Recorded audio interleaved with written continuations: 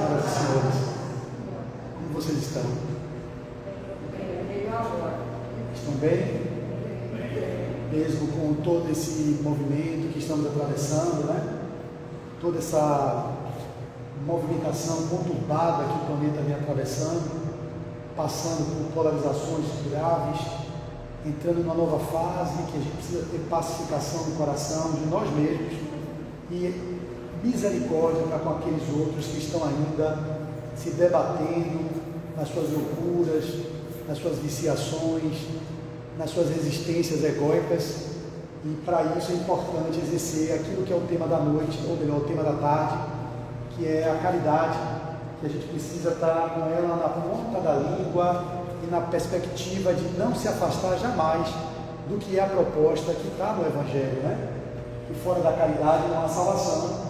E é o capítulo 15 do Evangelho segundo o Espiritismo, muito bem desdobrado por várias passagens. A primeira delas é a parábola do bom samaritano, que é o norte maior, onde a gente pode se referendar do que é o símbolo máximo da compaixão humana e da caridade humana.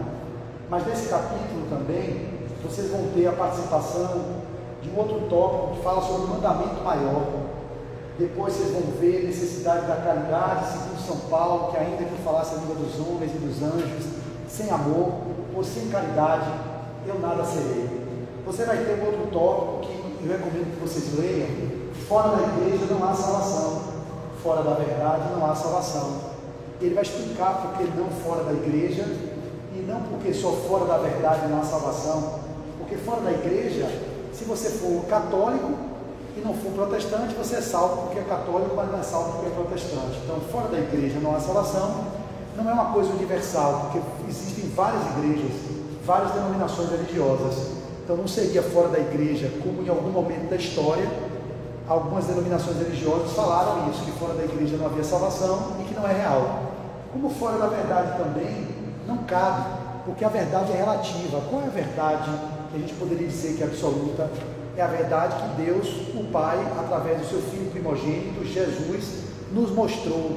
E nem todos nós temos essa verdade. Então, fora da verdade, também ficaremos de fora. Que verdade que estamos falando? Qual é a verdade quando eu digo que fora da verdade não há salvação?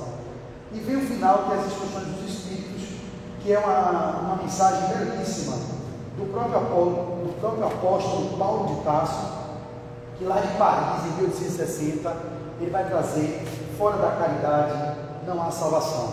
Se der tempo eu vou ler pelo menos esse último, que é o texto que Paulo de Tarso traz e fez no capítulo 15, que é fora da caridade não há salvação.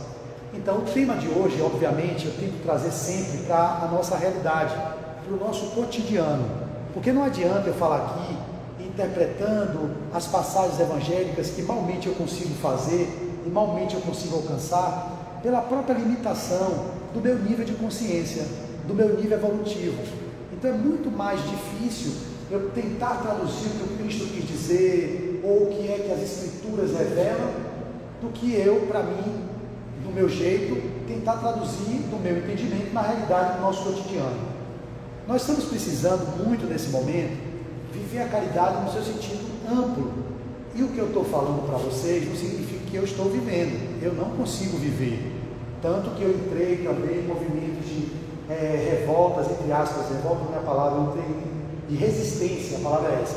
Eu entrei em movimento de resistências do ego, em ver as circunstâncias que foram postas no período pré-eleitoral e agora também no período pós-eleitoral, quando meu coração fica olhando o cenário à nossa volta e dizendo: meu Deus, o quanto nós estamos ainda no estágio primitivo. É provas e expiações, eu digo, no nosso nível evolutivo é provas e expiações. Mas a gente pode encontrar verdadeiras criaturas que estão no mundo do primitivismo. É muito triste ver isso que nós vemos no nosso país. E isso nos faz ter um material vasto para exercitar a nossa caridade. Porque a caridade, no sentido amplo, o que a palavra encerra, e que muitos de nós não entendemos, porque muitos de nós entendemos a caridade como dar a esmola, como dar o óbolo, como dar o pão. Isso também é caridade. Mas a caridade, no sentido amplo do que a palavra traz e que a codificação encerra, ela diz claramente que é Benevolência para com todos, não é para com ele, ou com ela, ou para quem é do meu partido, ou quem é do meu time de futebol. Não foi isso que os Espíritos disseram. Benevolência para com todos, indulgência para com as faltas alheias e perdão às ofensas. Olha que amplitude do termo caridade. E eu me ousaria perguntar: quem de vocês aqui vive a benevolência para com todos? Que levante a mão. Temos pessoas conscientes aqui, porque tem centros que as pessoas levantam a mão. Quem aqui de vocês se avoraria a levantar a mão que tem indulgência para com as faltas alheias? Ninguém levantou. E quem de vocês aqui irrestritamente perdoa as ofensas?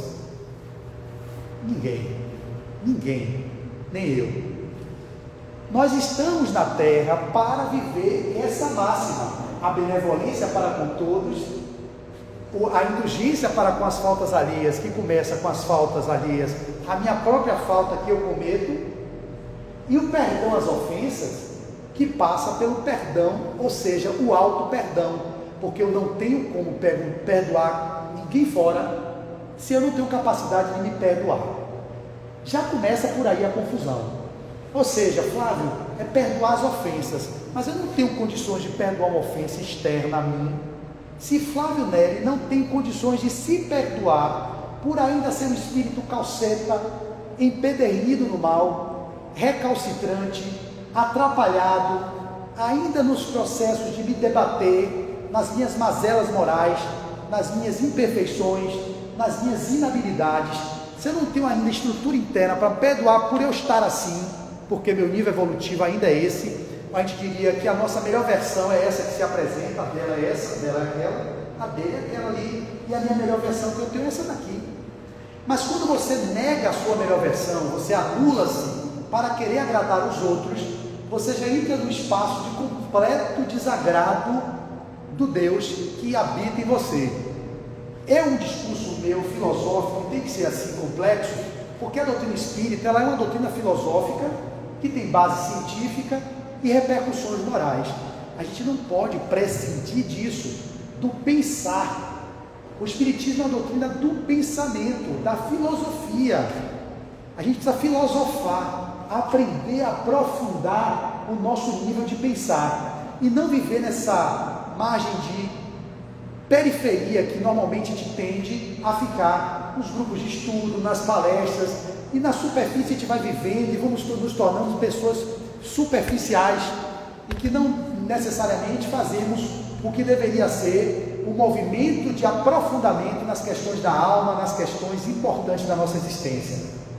Por isso que viver a caridade no sentido lato ou no sentido amplo que a palavra encerra, a premissa básica para que isso aconteça, meus irmãos e minhas irmãs, é o autodescobrimento.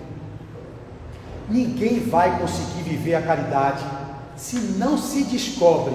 E aí vocês têm a base do Livro dos Espíritos na questão 919, que vai estar lá o referencial, como um sábio da antiguidade Volo disse: conhece-te a ti mesmo. Ou então, autodescobre-se, conhece-se. Quando se conheceres, aí vocês conhecerão as verdades, como estava lá no pórtico de Delfos: conhecereis a ti mesmo, conhecereis toda a verdade, conhecereis todos os deuses.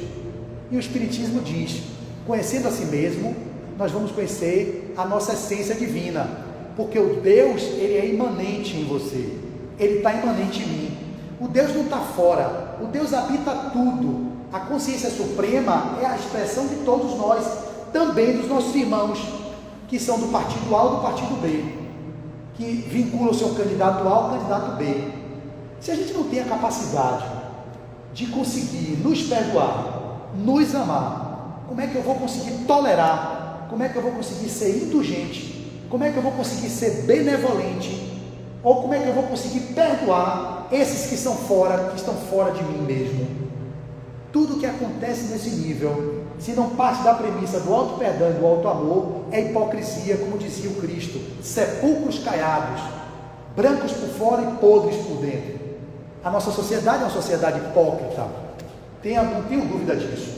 Nós, em maior ou menor grau, somos hipócritas, porque nem sempre a gente consegue ser verdadeiro com o que de fato nós estamos, porque eu sei que eu sou centelha divina, eu sei que eu sou potencial divino, eu tenho um Cristo interno, eu sei que eu tenho um Cristo interno, mas eu não acesso Ele. Por que eu não acesso Ele?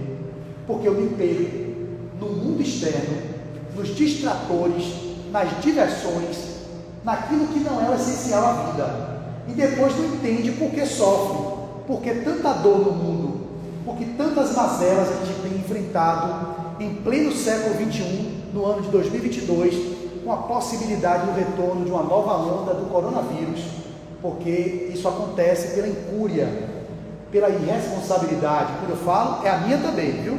Eu não vou ficar aqui o tempo todo dizendo que o que eu estou dizendo serve para mim. Você já sabe de premissa, do que eu disser é para mim, não é para vocês em primeiro lugar, é para mim que eu estou falando. Mas falando para mim, eu automaticamente repercuto em algum que possa se conectar com isso tudo que eu estou dizendo. Porque quando eu aponto qualquer coisa para vocês aqui, é na exposição doutrinária, mas toda a reflexão que eu faço é eu mesmo comigo mesmo, é olhando para dentro de mim o quanto eu ainda estou atrasado, o quanto eu sou atrapalhado, o quanto eu estou ainda, essa aqui, o quanto eu ainda estou me debatendo nas minhas mazelas morais. E não há que se culpar por isso. O problema é que nós outros faltamos com a caridade para conosco mesmos. Nós vivemos essa sociedade da aparência, a sociedade do verniz social, onde eu preciso ser polido no trato com as pessoas, e que isso é elegante que seja, a gentileza, o afeto, eu não sou contra isso não, mas o entendimento de que a sociedade hipócrita que se mostra nos relacionamentos interpessoais, elas estão vivendo a aparência do que é o verniz social, na necessidade de se apresentar com uma persona, que é um termo da psicoterapia, das psicologias, chamadas máscaras que a gente usa, para sermos aceitos, para sermos amados, para sermos queridos, e com isso a gente perde o valor maior, que é você ser amado, ser querido por você mesmo, porque eu faço tanto para que ele goste de mim, para que ela me trate bem, para que Ana Campelo me convide para cá, e eu prefiro manter uma aparência de bom moço dentro das relações interpessoais, numa necessidade atroz de ser querido, de ser amado, de ser aceito.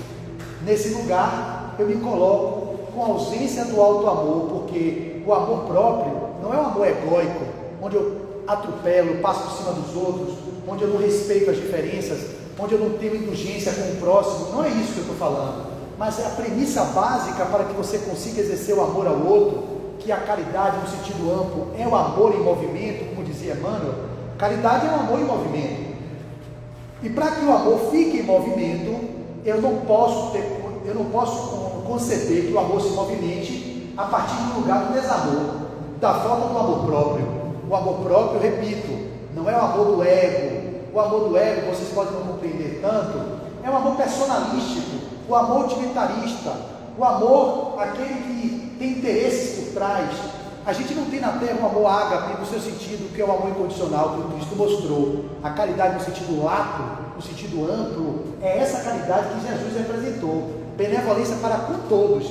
Ele era benevolente com Pilatos, ele era benevolente com Judas, ele era benevolente com Pedro, que o negou, ele era benevolente com a mulher adúltera, que o povo queria apedrejar, ele era benevolente com a mulher samaritana, ele era benevolente com todos, com Herodes. Ele foi benevolente com todos, não tinha discriminação para a benevolência do Cristo. Com o leproso, com os obsidiados, com aquele que tinha a mão mirrada, a mulher morroíça, todos, além de benevolente, indistintamente, com cada um dos que o buscavam, com a fé verdadeira e genuína, ele também era indulgente para com as faltas alheias. Ele entendia que a mulher que adulterou, ela é passível de equívoco, mas ela também tem dentro dela um Cristo, que é capaz de se revelar como uma grande mulher, quando ela tiver a lição aprendida. Por isso ele era indulgente com a falta do outro, por isso que ele era indulgente para com a falta de Saulo de Tarso, que mesmo perseguindo, mesmo apedrejando Estevão, mesmo fazendo uma campanha, uma política contra os cristãos, como ele se tornou um assassino de cristãos, ele sabia que em Saulo de Tarso habitava o Paulo de Tarso. O mesmo ser arrogante e prepotente era aquele ser que tinha nele a semente divina da renúncia da abnegação, que se tornou o apóstolo dos gentios, e que foi ele que levou o cristianismo para todo o Oriente e Ocidente conhecido da época. Então Jesus, ele é indulgente mesmo com o assassino. E Jesus, ele perdoava a todos. Por quê? Porque ele nunca se magoou com ninguém. Olha que coisa linda. Jesus, ele não precisava perdoar você, nem ela, nem a mim, e nem hoje em dia ele perdoa ninguém, porque Jesus ama, e onde existe amor, não há espaço para mágoa, não há espaço para crítica, não há espaço para julgamento. Quem ama, liberta o outro e se liberta. Se liberta, eu estou procurando um ângulo aqui que eu possa ver todos, por isso que eu estou me ajeitando toda hora, porque aqui tem uma pilastra que eu não vejo aquele senhor, agora sim, aqui eu estou vendo todos vocês, não tem ninguém atrás da pilastra aqui não, né? Não, eu vejo todos daqui, meu ângulo de visão aumenta.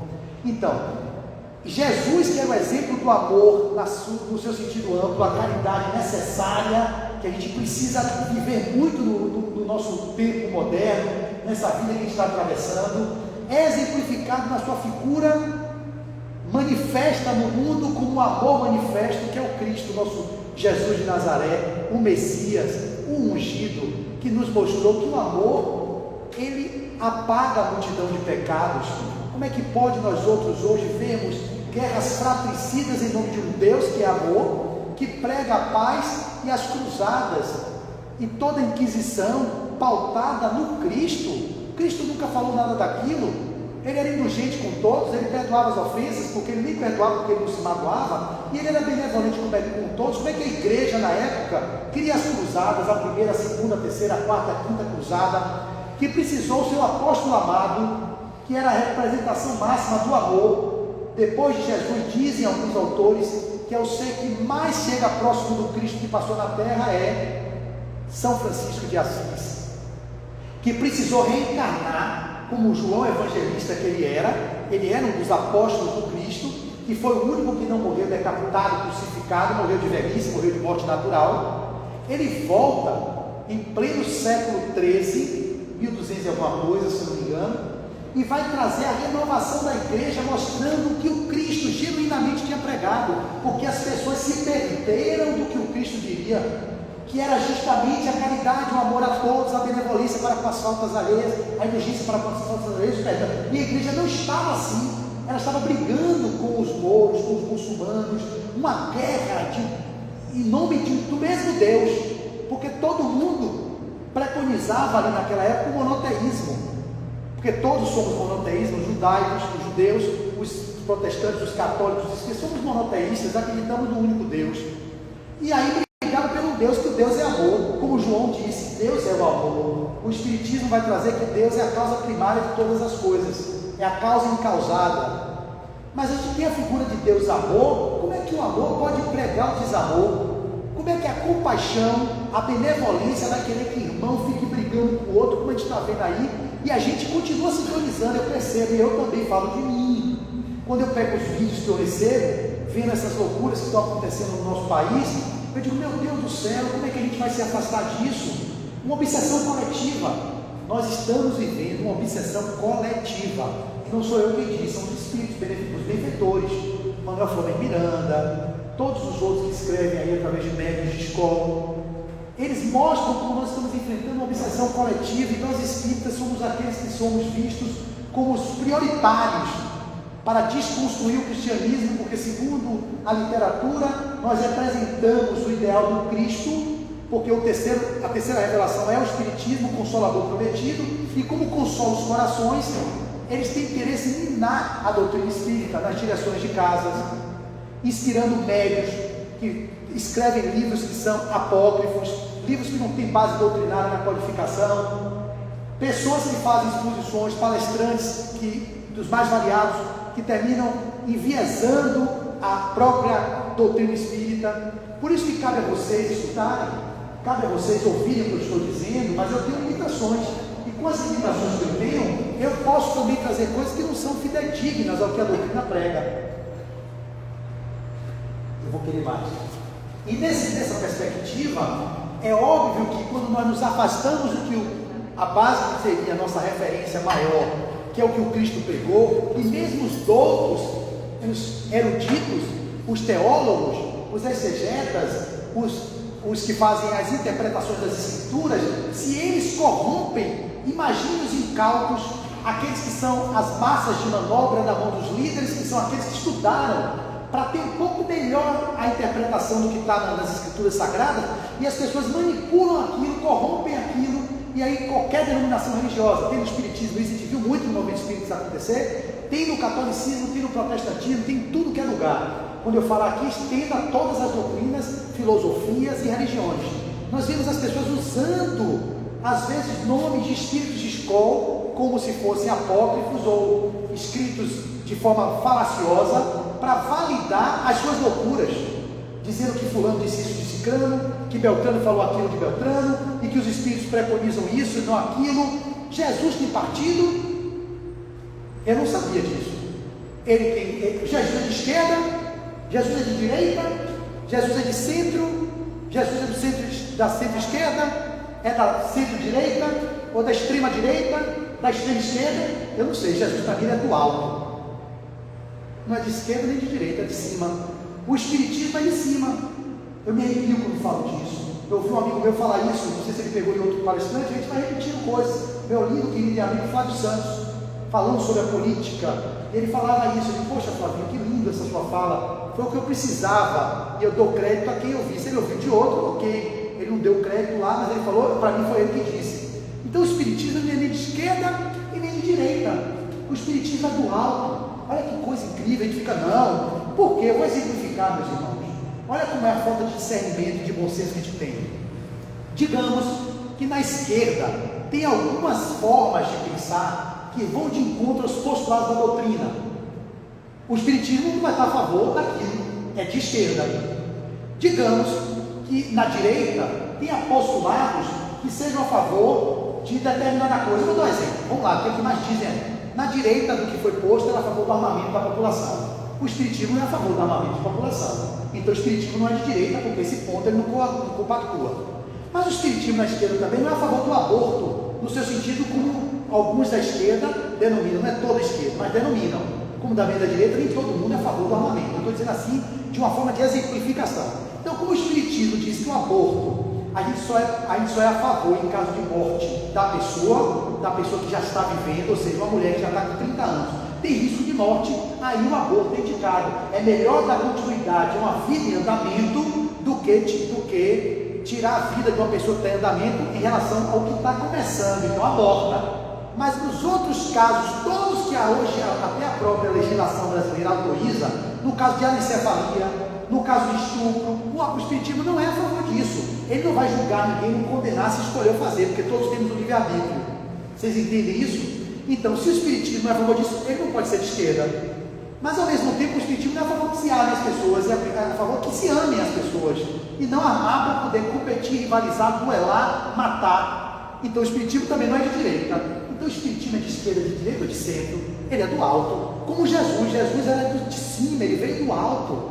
Então querer colocar Jesus em determinadas denominações religiosas, em determinadas linhas políticas e ideológicas, é limitar demais o Cristo, é não compreender o Cristo é o amor. Isso não impede que ele seja de direita, ele seja de esquerda, o outro seja de centro-direita, não, porque vocês são livres para serem como alguns espíritas que foram políticos. O doutor Bezerra Menezes foi senador da República, o nosso querido Eurípides Barçanufo parece que foi prefeito, foi vereador lá no seu... Tem relatos que ele foi da política, Eurípides Barçanufo, um espírito de escola. O outro também, marido de Marinho Nóbrega, se eu não me engano, ele foi também um deputado. Todos entraram na política, mas perceberam que algumas coisas da política não coadunavam com os princípios cristãos, com os princípios do amor, da caridade.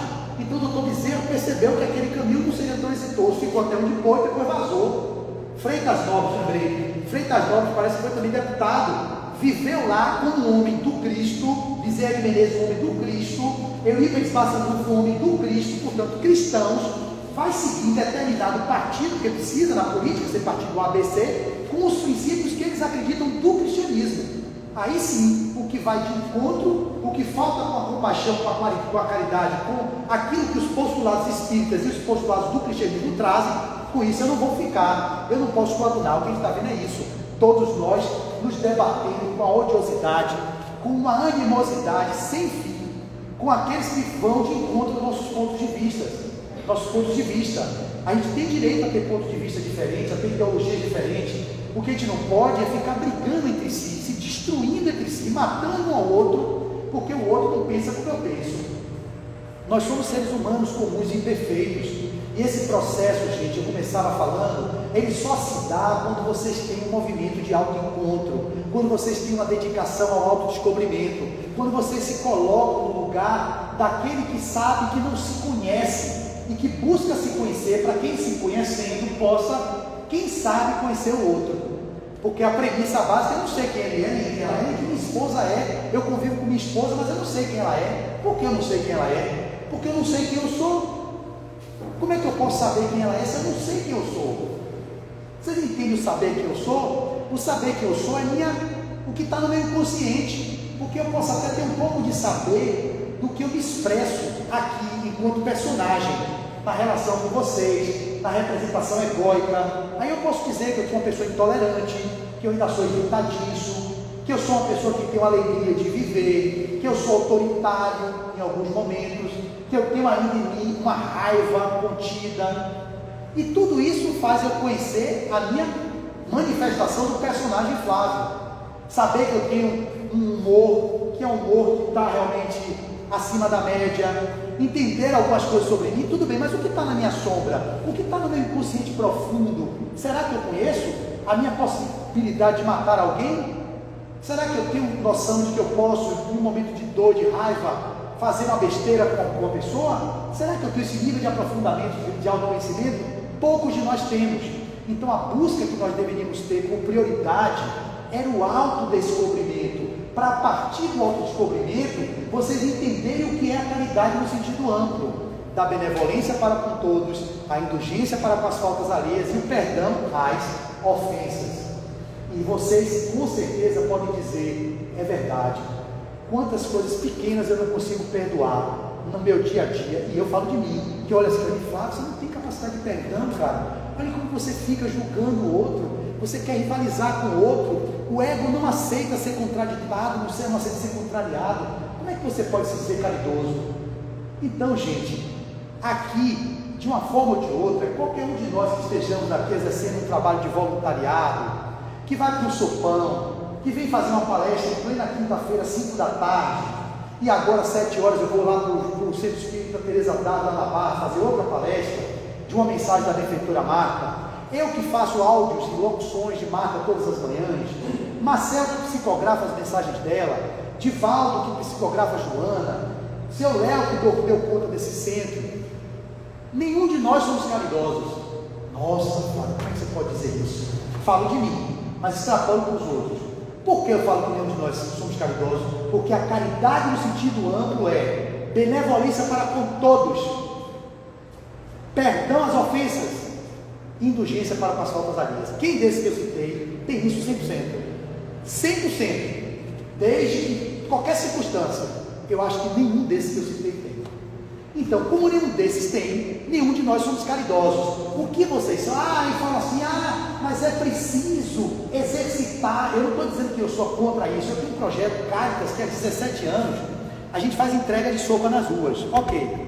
Isso me torna uma pessoa caridosa? Não.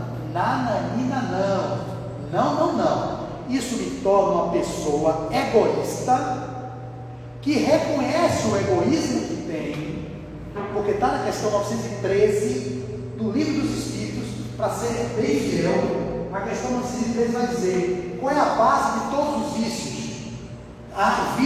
O egoísmo. Então não sou eu quem fala são os Espíritos. Questão 913, aqui, questão 913,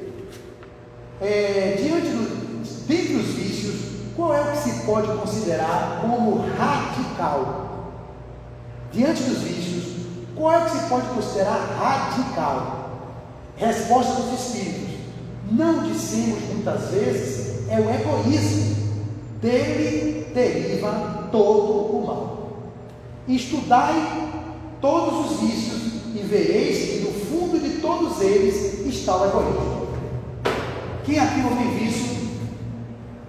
Se todos nós temos vícios, que seja maledicência, intolerância, qualquer viciação que a gente tenha, qual é a base de todos os males? Qual é a base? O egoísmo. Então vocês são o quê? Egoístas. Todos são egoístas. Olha que coisa, a forma é radical.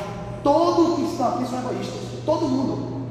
Porque, primeiro passo, nós estamos na base de um mundo de provas e expiações. Se é provas e expiações, quem é puro aqui só foi Jesus que passou. O que tem aqui é missionário, mas não é espírito puro, está atrapalhado de alguma forma. Então todo mundo é egoísta. Não foi eu quem disse, quem disse foi Kardec lá. Qual é a base de todos os vícios? Qual é a base de todas as mazelas que a gente traz? Vive o egoísmo. Pronto. Então a premissa é que somos egoístas. Vou falar de mim. Posso ficar vocês ficarem melindrosos aqui? Eu não sou egoísta, eu sou caridoso. Eu estou no centro espírita, eu vou todo dia para a mediúnica, eu dou passe, eu arrumo a sala, eu estou me dedicando a conta. É porque vocês são egoístas. É por isso que vocês estão aqui, porque vocês são egoístas. Mas Flávio, você está machucando. Como é que é o altruísmo? O altruísmo é o desenvolvimento do egoísmo. O que é o egoísmo? É a doença do ego. É egoísmo. O ego adoecido, nós estamos vivendo com o ego adoecido. Haja visto o que nós estamos vivendo aí fora. Quando vocês pararem para olhar para dentro, vocês vão ver tudo isso. E aí vocês reconhecerem isso, é que é o movimento de transformação que pode se dar. Não é negando que vocês são egoístas, vocês se modificam. Eu reconheci isso há algum tempo, 10 anos, o quanto eu sou egoísta. E por eu ser egoísta, eu venho fazendo um movimento de relacionar-me com algumas atividades que sejam altruístas. Fazer exposições espíritas, fazer doação de sopa, ir para alguns trabalhos de atendimento fraterno. Isso é porque eu sou egoísta que eu faço. Não é porque eu sou altruísta, ou não é porque eu sou caridoso. Então a forma que não faz, não, continue fazendo. Porque no fazer, você vai aparando as arestas, no conviver com uma pessoa de rua que joga uma sopa na sua cara, uma pessoa no centro espírita que chega aqui, pô, essa cadeira está suja, não limparam, ela passou o dia inteiro limpando a cadeira, e a pessoa vai e fala aqui, mas já mexeu com o ego dela, poxa, eu fiquei o dia inteiro aqui, ela pode não falar, mas dentro dela está, porque ela é egoísta, ela não fez aquilo por uma coisa desinteressada. A pessoa faz porque quer no mínimo um elogio, nem que não seja um elogio explícito, é um próprio reconhecimento de, olha, estou me movendo para fazer alguma coisa. Então você mesmo precisa validar algo de bom para tirar o peso do egoísmo que vocês trazem. Olha que coisa incrível, isso aqui é uma palestra que eu vou depois escutar novamente para mim mesmo. Isso é uma coisa que vocês precisam olhar. Então, quando eu vou para a sopa há 17 anos, o povo fala que você é uma pessoa caridosa. Não, eu sou egoísta. Como assim você faz sopa há 17 anos? Mas é porque eu reconheço o meu egoísmo. E aí eu começo a fazer o movimento de descentrar-me, sair de mim para o outro, no sentido de, em contato com o outro, eu poder reparar, aparar as minhas arestas egóicas. É ali na sopa que você faz o dia inteiro, que eu vejo no projeto, né? A gente passa o dia inteiro fazendo a sopa para as pessoas que fazem lá no sopão, cortando cebola. Aí quando chega na rua que dá alguém que diz assim, pô, você só está sem sal. A pessoa assim, peraí, meu irmão, eu passei o dia inteiro fazendo isso para você. Assim, então, não é uma coisa desinteressada, não é uma coisa genuinamente por amor ao próximo. É o egoísmo que faz ele se dedicar à sopa para que ele possa fazer um trabalho altruístico de tentar levar o alimento para quem está na fome e ao mesmo tempo, entre aspas, ter um mínimo de reconhecimento. Outra sociedade que fala que ele vai para a sopa todo sábado e também o menino da rua, o tio, ou a tia, que o tio, muito obrigado. Aí falou, que bom, que ele disse muito obrigado para mim, que bom que eu estou exercendo um pouco da minha capacidade de doação, que eu também tenho, mas não significa que eu sou caridoso. Está claro que para ser caridoso a gente tem que ser benevolente para com todos, indulgente para com as faltas alheias e perdoar as ofensas, indistintamente de todos. Enquanto a gente não está lá, a gente ainda está no grau do egoísmo. E está lá na codificação. Como é que se reconhece o verdadeiro espírita? Como é? Como é que se reconhece o verdadeiro espírita? Faltam 5 minutos, faltam 10 minutos para acabar, né? Como é que se reconhece o verdadeiro espírita? Então, para quê? Não. Pelo esforço que ele faz para domar as suas más inclinações. Olha bem, o verdadeiro espírito se conhece pelo esforço que faz, que empreende para domar as más inclinações. Na palavra ela está dizendo que a gente tem má inclinação. inclinação. Ou seja, todo mundo aqui tem mais inclinações. O que são as mais inclinações? A tendência à concupiscência, a maledicência, a frivolidade, a revolta, a racismo, a misoginia, o que for. A gente tem essa tendência. O espírito não é aquele que está perfeito e bom, é aquele que se esforça, como eu estou me esforçando, a cada dia para domar as minhas mais inclinações que existem em mim. Porque a base de todos os males está onde? Qual é a base? O egoísmo. Vide o egoísmo, que é a doença do ego, e para isso você tem que destronar o ego, mas você não tem que destruir. Você tem que olhar para dentro, para que o Deus interno que vocês têm revele-se. Ah, Flávio, como é que faz isso? Autodescobrindo-se. Porque quando você se descobre, você não deixa o ego ser o gestor da sua psique, das suas condutas. Como o egoísmo egoísmo, doença do ego, quando eu permito que o egoísmo, que o ego fique em segundo plano, eu não posso viver sem ego. O ego é necessário. Você se relaciona aqui com o mundo por causa do ego. O ego é uma estrutura, uma instância psíquica que deve dialogar nesse eixo ego-self. O que é o self? Na linguagem de Joana de Ângeles, para traduzir para você, é o si mesmo, na linguagem de Jung, self, si mesmo, e na nossa linguagem espírita é o quê? O self é o quê? O espírito imortal. Quando eu falar self, você entenda si mesmo e entenda espírito imortal. O ego tem que estar a serviço de quem? Do espírito imortal. Quando você está a serviço do self ou do espírito imortal, você revela Deus, porque Deus diz: vós sois centelha divina, vós sois deuses, buscareis a verdade vos libertará. A verdade está dentro de vós. Quem disse isso não fui eu não, está lá nas escrituras. Se ele disse isso, se ele disse que eu sou Deus, se a verdade está dentro de mim, o que diabo eu estou procurando fora? Tomar conta da vida dos outros, ficar criticando as pessoas, julgando A, julgando B.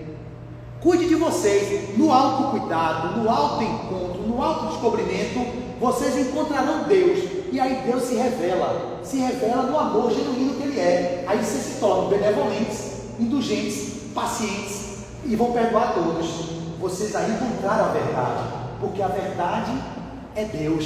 Então por isso que não é fora da verdade, que a verdade pode ser relativa à nossa, não é fora da igreja a nossa salvação, é fora da caridade. Fora da caridade não há salvação. Então Paulo de Tarso vai terminar com essa belíssima página. Ele diz assim, e eu termino aqui: fique a reflexão de vocês, aprofundem isso, vão para dentro e perscutem a alma de vocês, vão olhar suas más inclinações, vão perceber realmente onde está em mim a concupiscência, a lascívia, a maledicência, onde é que eu rejeito, aquilo que vocês rejeitam muito, fala um pouco de vocês, e para não deixar em aberto a própria estrutura. Você queria falar, amigo? Sim. Então, o egoísmo é uma ponte que leva o homem à caminhada espiritual.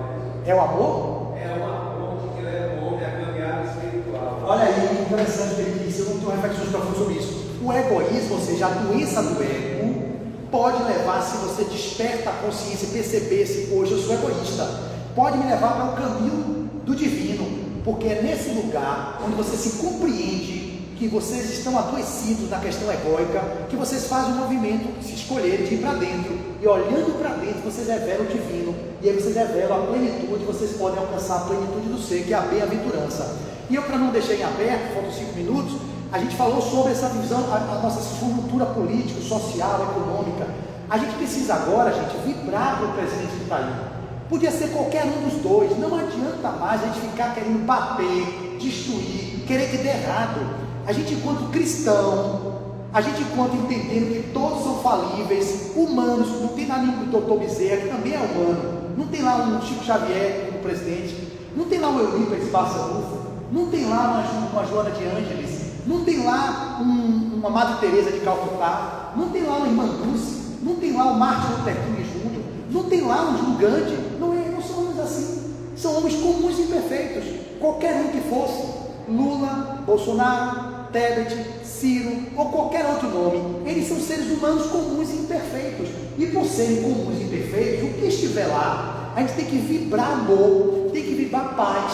A gente pode fazer os movimentos sociais, a gente pode fazer oposição consciente, a gente pode ir para o contraditório, que faz parte da democracia, o debate, Isso tudo é legítimo, a gente não vai ficar com um gado, baixando a cabeça para tudo que o presidente que está aí vai dizer. Não. A gente tem que ir para aqueles movimentos sociais, fazer o que tem que ser feito, mas vibrando no coração para que o presidente faça o melhor, porque se ele fizer o melhor, todos vão se beneficiar, todos que estão abaixo dele se beneficiam, porque o governador planetário é Jesus, o governador do Brasil é Ismael, o presidente do Brasil, fisicamente falando, é o presidente que foi eleito. Se a gente tem ele, é o que tem para hoje, a gente aceita que dói menos, e aceitando, a gente vai fazer um movimento de colaborar para que tudo flua da melhor forma possível, não criar uma desestruturação no nosso país a ponto de a gente começar a brigar um com o outro, um matando o outro, e daqui a pouco a gente está implementando aqui aquilo que é a barbárie lá da Idade Média. Não vamos permitir que isso chegue não, porque tem, gente, uma oposição de espíritos que estão obsediando todos nós. Há uma obsessão coletiva, tanto de esquerda quanto de direita, quanto, repito, de qualquer denominação ideológica. Tem obsessor por tudo que é lado, como tem na casa espírita, obsediando dirigente, obsediando palestrante, para fazer a balbúrdia. E eles ficam assim, ó, estou conseguindo ler os livros. Eu estou lendo um livro agora, Amor e Ódio, um livro belíssimo, de Charles, psicografado por Ivone Pereira, Ivone do Amaral Pereira. Que livro, que treta! Uma treta que se deu em 1842, lá no século XIX, na época de Kardec. Até Victor Hugo e Hippolyte de Rivail fazia parte daquilo ali, conversando com um e com o outro, toda a história. Vocês vão ver a treta, o que o obsessor conseguiu, pegando as suas mais inclinações, reforçando, porque o obsessor nenhum faz nada com você, se você não tem a predisposição para aquilo. Ele percebe o orgulho, a nossa vaidade, o nosso egoísmo, de uma forma tão exacerbada, que ele conecta com você e faz o ódio se instalar na família, faz o ódio se instalar no centro espírita. Quando vocês vão ver, ele sai de baixo, como em muitos casos, o cara se suicida, quando o cara pula da janela, o obsessor dá a gargalhada, kkkk, agora você vê, não tem mais jeito, e ele já está caindo lá no chão, e aí o espírito obsessor espera do lado de lá, você veio, foi eu que intuí você, mas o homem estava na predisposição egóica, estava depressivo, tinha alguma coisa nele que faria com que o espírito sintonizasse com o campo psíquico. Então estejamos vigilantes, oremos, vigiemos, para que a gente não caia em tentação, na nossa própria convivência familiar, que já começa a se desestruturar, e a gente pode viver uma nova fase. A escolha está nas nossas mãos. Então, ele termina dizendo assim: fora da caridade não há salvação. Meus filhos, na máxima, fora da caridade não há salvação, estão encerrados os destinos dos homens, na terra e no céu. Na terra, porque à sombra desse estandarte, eles viverão em paz no céu, porque os que a houvessem praticado acharão graças diante do Senhor. Essa divisa é o facho celeste, a luminosa coluna que guia o homem no deserto da vida, encaminhando para a terra da promissão. Isso é Paulo de Tarso falando, viu? Ela brilha do céu como uma auréola santa na fronte dos eleitos, e na terra se acha gravada no coração daqueles a quem Jesus dirá: passai à direita, benditos de meu Pai, reconhecê-los-ei pelo perfume da caridade que espalho em torno de si. Nada exprime com mais exatidão o pensamento de Jesus, nada resume tão bem os deveres do homem como essa máxima de ordem divina. Não poderia o Espiritismo provar melhor a sua origem do que apresentando-a como regra. Por isso que é um reflexo do mais puro cristianismo. Levando-a por guia, a caridade, nunca o homem se transviará. Dedicai-vos assim, meus amigos, a perscrutar o sentido profundo e as consequências, a descobrirem por vós mesmos todas as suas aplicações. Submetei todas as vossas ações ao governo da caridade, e a consciência vos responderá. Não só ela evitará que pratiqueis o mal, como também fará que pratiqueis o bem, porquanto uma virtude negativa não basta, é necessária uma virtude ativa. Para fazer-se o bem, mistério sempre se torna a ação da vontade, falta vontade. Para se não praticar o mal, basta as mais das vezes a inércia e a despreocupação. Meus amigos, e aqui ele finaliza: agradecei a Deus o haver permitido que pudesseis gozar a luz do Espiritismo. Não é que somente os que a possuem hajam de ser salvos, é que, ajudando-vos a compreender os ensinos do Cristo, ela vos faz melhores cristãos.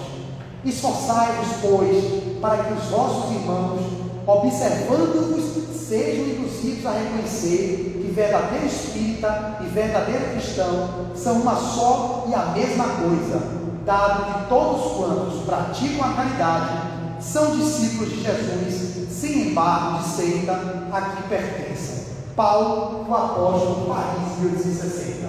E essa é a máxima dele: fora da caridade não há salvação. Amemo-nos uns aos outros como ele nos amou, para que assim possamos gozar na terra a bem-aventurança de um reino de paz, de um reino de harmonia e de um reino de amor.